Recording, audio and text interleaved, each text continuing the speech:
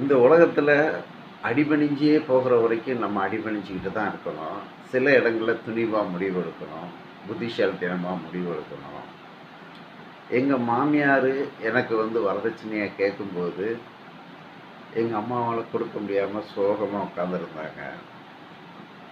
இதை எனக்கு ஒரு பாட்டி சொன்னாங்க, நான் உனக்கு நகை தரேன், இந்த உலகத்தில் நல்ல மனிதர்களும் இருக்கும், நீ பார்த்துருக்க பையனை பற்றி எனக்கு தெரியும், அந்த பையனை பற்றி நல்ல கேரக்டர்ஸும் சொன்னோம்னா ஊரில் இருந்து பெரியவங்க கிட்ட ஆசீர்வாதம் விட்டு வயசானவங்களுக்கு தன்னால் முடிஞ்ச 50 ரூபா 100 ரூபா காசை கொடுத்துக்கிட்டே போவான்.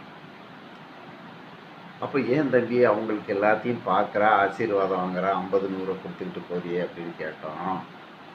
அப்போ அவன் சொன்னான், எல்லா நண்பர்களும் வெளியூரில் இருந்தோ இல்லை எங்கேயோ இருந்து சம்பாதிச்சுட்டு வந்தாங்கன்னா தன் நண்பர்களோட போய் நல்லா தண்ணி அடிப்பாங்க, நல்லா ஊர் சுற்றுவாங்க, நல்லா செலவு பண்ணுவாங்க, சில கோயிலுக்கெல்லாம் போவாங்க. ஆனால் எனக்கு தெரிஞ்ச கோயில் இந்த பெரியவங்க தான். ஏன்னா இந்த பெரியவங்களுடைய ஆலோசனை அவ்வளோ பெரியது, இது சாதாரண விஷயம் கிடையாது. நான் ஊரில் இருந்து வந்தேன்னா ஒவ்வொரு தாத்தா பாட்டிகளை பார்த்துட்டு அவங்க வாழ்க்கை வரலாறுகளை கேட்பேன். ஒவ்வொரு சூழ்நிலையில் வாழ்ந்து கடைசி நேரத்தில் பழுத்த நேரத்தில் உயிர் இருக்க நேரத்தில் சில தாத்தாக்களை தங்களுடைய பிள்ளைகள் நல்லா அன்பாக கவனிச்சுடுவாங்க, சில தாத்தாக்களுக்கு கவனிப்பே இருக்காது, உயிர் இருக்கும் பட் கையில் காசு இருக்காது, ஏக்கத்திலே சீக்கிரமாகவே செத்து போயிடுவாங்க. அப்படி சாகக்கூடிய தாத்தா கிட்ட ஒவ்வொருத்தையும் நான் உதவி பண்ணி ஆசீர்வாதத்தை வாங்கிட்டு இருப்பேன். சில தாத்தாக்களுக்கு சரியான சாப்பாடே கொடுக்க மாட்டாங்க. ஏன் சில கணவர்களுக்கு கூட சில மனைவிகள் சரியான சாப்பாடு கொடுக்கறது கிடையாது. அவங்க லைஃப்பை அவங்க ஜாலியாக இருக்கணுங்கிற மாதிரி தான் போயிட்டுருப்பாங்க.